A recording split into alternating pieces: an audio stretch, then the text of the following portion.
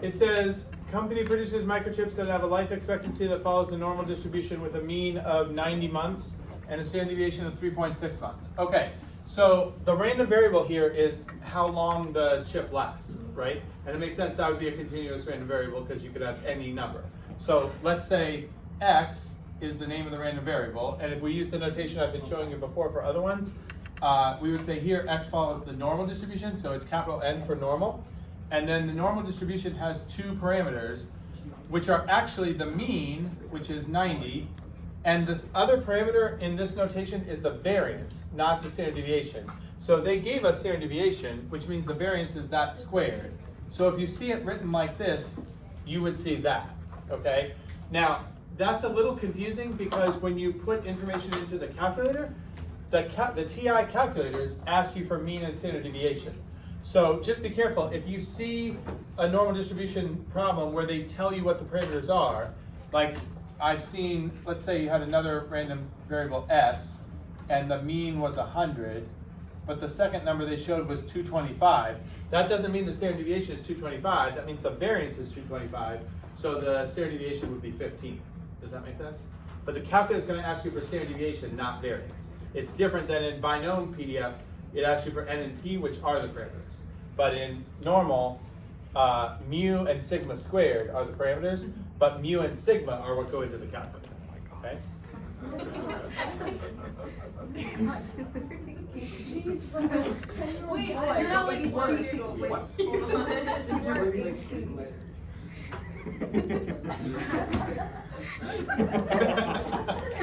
Okay. Should we keep going? Okay. All right. So first one says if a microchip is guaranteed for 84 months, what's the probability it fails before the guarantee ends? Okay. So if it fails before the guarantee ends, it means the value of x was less than 84, right? And the mean is 90. So 84 is over here somewhere. And we want the chance that the value of x was less than 84, so you're looking for this area under the curve. Yes? Oh, wait, answer or? Well, how do you find it? What do you do? Oh, I use my calculator. Right, what feature of the calculator? Normal CDF. Okay, so hold on, let me get to that. Oh, before I switch to it, if you have written this, you're telling the grader that you're using the normal distribution and you're giving the parameters. So all you have to write over here, you don't have to write out normal CDF and all the things you're putting in there. You can just say, we're looking for the probability that x is less than, I guess it would technically be this, right? You want the chance that x is less than 84, but you remember from what we talked about on Friday, because it's continuous, these are the same? Yeah. Because whether you include 84 or not is the area in the vertical line under the curve at 84, but if it's a vertical line, the width is 0, so the area is 0, right? So this makes no difference which one of these you use. But to calculate this, you're going to go to normal CDF, so now let's do that. That's under distribution, so second vars, normal CDF. Now, if you have your calculator with you, you might want to have it out now so you can see there is some variability on how new your calculator is and what shows up here. And I think there's actually like a few different things. Okay, this is probably not what you're going to have in there.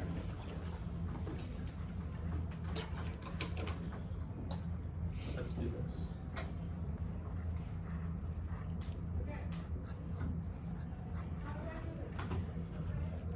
Okay, let's see. Is this what you guys see? Is this what most of you see?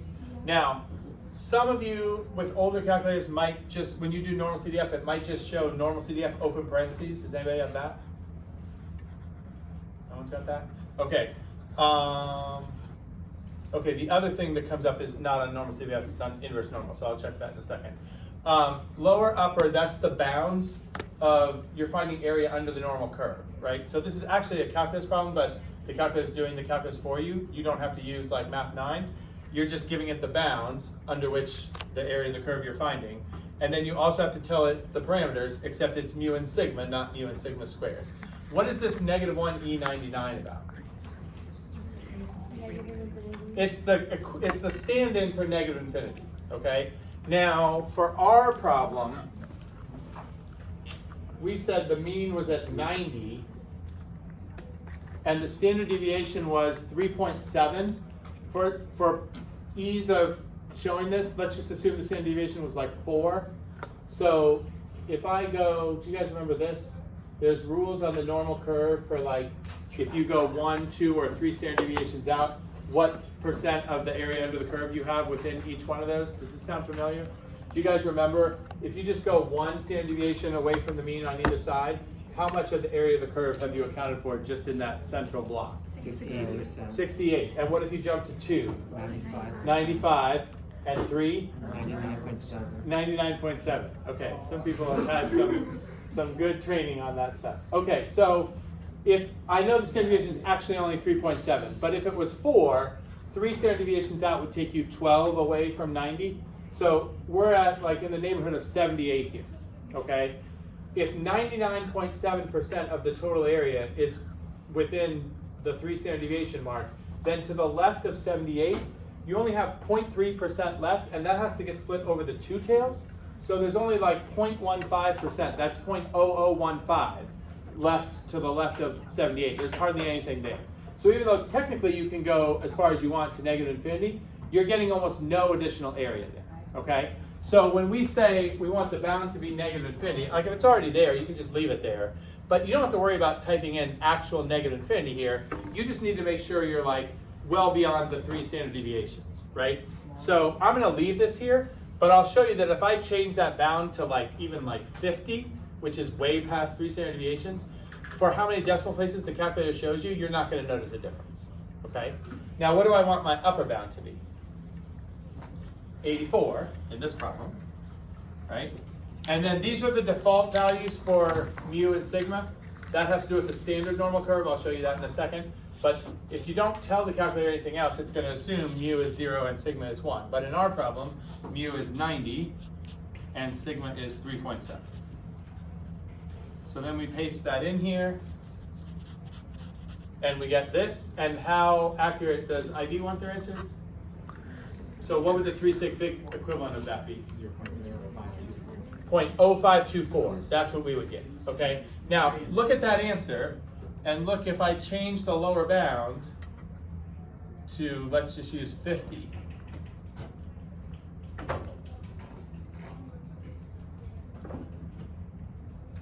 You see, this is like 10 decimal places. I haven't even made a dent in that, right? So don't worry too much about, oh, it's supposed to go all the way to negative infinity. Like you just need to go, make sure you're well past the 3 standard deviations, and then whatever number you want is fine, okay? All right, so that's the first part, 0.0524. Okay, now the second question says, the probability that a microchip does not fail before the end of the guarantee is required to be 99%. And they want you to figure out how many months it should be guaranteed. So this time, we have the same distribution, so we know 90 is still the mean. But they want the chance that it doesn't fail before, so that the chance that it lasts longer than the guarantee needs to be 99%. So that means we want to know what's the separation between the upper 99% and the lowest 1%. Does that make sense? We would put a value here, let's call this K. That's what we're actually looking for. And what we know about K is to the left of it, there's only 0.01 amount of area. And the rest of it, from here to the end, is 0.99. Does that make sense? So now we're looking for K, so that the probability that X is less than or equal to K is 0.01. Does that make sense? So this time you know the area. The first problem, we had the bounds, we're looking for the area. This time we have the area, we're looking for the bound. How do you do that? Do you want to ask a question on that? Oh, I was going to ask, shouldn't K be like on the top? I mean, I don't think it really matters, but for the drawing one, shouldn't K be like No, because, okay, let's think of it this way. If the guarantee was 90 months, if it was guaranteed for 90 months, the chance it went longer would only be 50%, right? But we want to set the boundary so that the chance it lasts longer than that, we want 99% of the chips to last longer than the guarantee, right? So so the number we have to put here needs to be lower than the mean, because if we put it at the mean, only 50% of the chips would last that long. Okay. Does that make sense? It would be inverse. Inverse normal is what we're gonna do, right? So let's go to that. So here again, if you have your calculator, check what happens when you bring up the inverse normal command on your calculator, okay? If nobody had normal CDF open parentheses, nobody's probably gonna have inverse normal open parentheses, but this option down here is also newer. Do all of you have this choice here, the left, center, right? Yes. How many of you don't have that? Okay, a fair number. Okay, so the important thing about this is something that TI added later. The default, which is what's marked on here, is left. That's like how we normally think of cumulative distributions. So it's asking for an area, and when you give it the area and the mean and the standard deviation, it's going to give you the bound. And if you leave it on the left feature, the bound it's giving you is like the amount of area you have here is from that point all the way to the end. It's like the left tail of the distribution, right? You can change this if you have this option so that you're talking about either the center area or the right tail area, okay? But if you don't have that option, what's built into your calculator is it has to be on the left all the time. What this lets you do is, in our picture, where we have the lowest 1% and the highest 99, right? We have it like this. If I put 0.01 here, I'm leaving it on left. But I could also put 0.99 here and then change this to right, and it would give me the same answer. Does that make sense? So if you don't have the option, you just have to make sure that the number you're putting in is the left tail, because that's what it's going to assume, unless you change this to one of the other options. Thank you.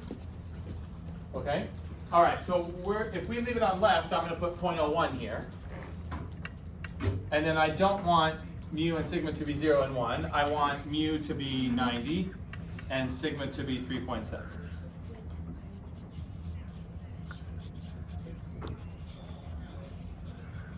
Okay, and we paste that in, and we get this. All right, now here's an interesting question. So the 3 sig fig answer of that would be what? 81.4. Okay, so you go back here, and we could say K is approximately 81.4. Now, are we happy just leaving it with the 3 sig fig answer? I will tell you, IB is okay with that in this case. But you might be thinking you don't want to write that because of what? Right, it says for how many months, so you might interpret that just like the other months they gave, like we should give a whole number of months. Okay? All right, if the number came out to 81.4, and you want to round it to a whole number of months, should you be saying 81 here or 82? So I'm hearing both. Why 82? Okay, think about this. Look at the picture. 81.4 is where, if we're exactly 0.01 area here and 0.99 here, then that line is 81.4, right? If I move it up to 82, what's going to happen? You're going to have more than 0.01 here, which means less than 0.99 here. Does that make sense? Because you moved it up. So you're taking away some of that area, like some of it's going over there now. So if you move it to 82 months, will 99% of the chips last longer than 82 months? No. So if you want a whole number of months, you have to do 81 months. And then you're actually going to get a little more than 99% last that long, and a little less than 1% don't make it that long. Does that make sense? Okay, so I'll show you. I think I strategically wrote right over what I want to show you. I did. Let's just get rid of this for a second. They took either one, okay, on the test. They took 81.4 because that's the 3 sig fig answer. And they didn't specifically tell you, like if they had said, give your answer to a whole number, then they would only take 81, okay? But since there were no rounding directions in the problem, they take the 3 sig fig answer, which is what you're supposed to give if you're not giving any other directions, but they also took the 2 sig fig answer here because you're talking about a number of months and the rest of the problem has whole numbers of months. But if you do that, and you wrote 82, you would not get credit. Does that make sense? Okay. Now, let's do the last part. Okay? So this again was 81.4. or 81.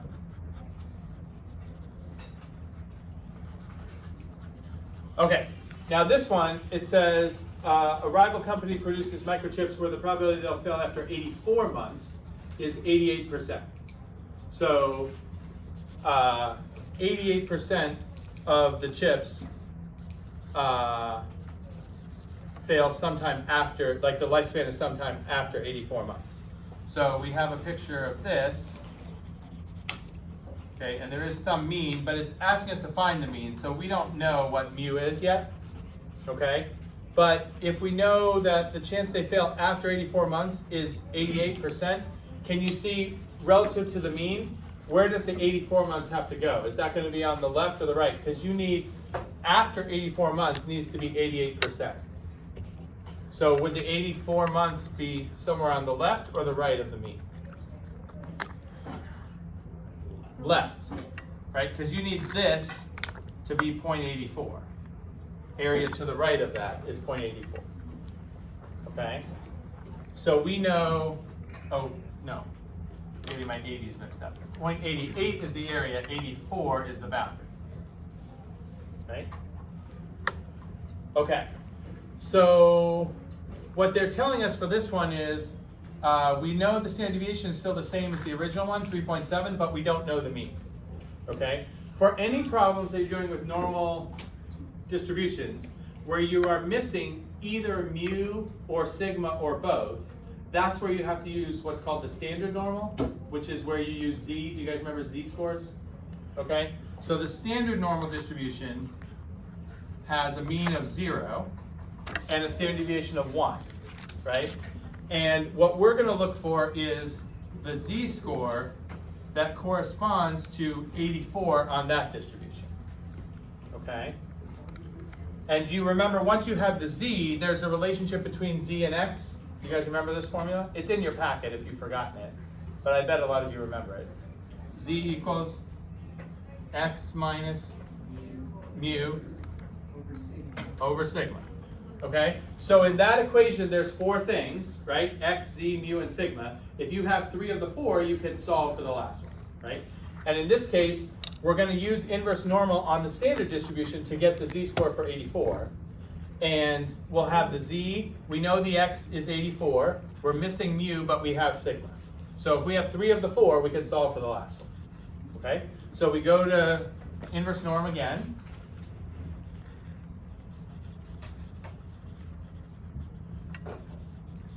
All right, and this time, what do I want to put in? If I want to leave it on left, let's leave it on left because some of you don't have the option not to, right? So let's leave it on left. What should the area be up here? 0.12. We want 88% to the right, so that's 12% to the left. So 0.12 here. But since we don't know both mu and sigma, we're going to go to the standard normal where mu is 0 and sigma is 1. Okay, and what we're going to get out of this is the z-score that goes with the 84 on our distribution. So that's our z-score. I'm going to store that because we have to use it in the calculation to solve for the mu. So I'm going to store this to alpha z. And the reason I want to store that is I have a messy number, but I have to use it in a calculation, and I have to make sure that the answer to my final value is accurate to 368. So you don't want, for example, to just use negative 1.17. Okay, make sense? All right, so now let's go back to the problem. Negative 1.17 something, okay? This z is negative 1.17 and more stuff. Remember, I'm using the stored value there. Okay, so I would have that is equal to x, which is 84, minus mu, which I don't know, over sigma, which is 3.7. And I just solved that equation. So I'm going to cross multiply, and then I'm going to add that negative result over to 84 and bring the mu over here. So mu should be 84 plus this, the absolute value of that product. Okay, so I'll calculate that. So it's 84 plus 3.7 times, it's actually negative z now.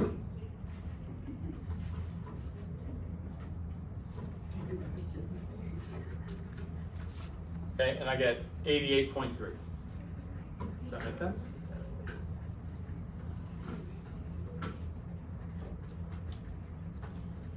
Mu is about 88.3. Okay, are we okay there? Yes. Thank you. Okay, so if any of that stuff was confusing at all, I'm going to go through some slides that just have some notes about how the normal distribution works and the terminology associated with it, and then we're going to do one more example at the end.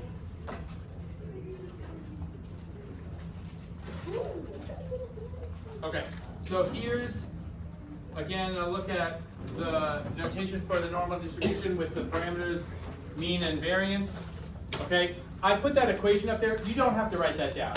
That is the equation that generates the normal curve for any normal distribution, right? For any mu and any sigma. If you plug in the appropriate mu and sigma values there, you'll get the equation for the normal curve. So there's not one bell curve. There's like infinitely many of them. But you never have to use this equation because even though you're going to need to find area under the curve, which would be a calculus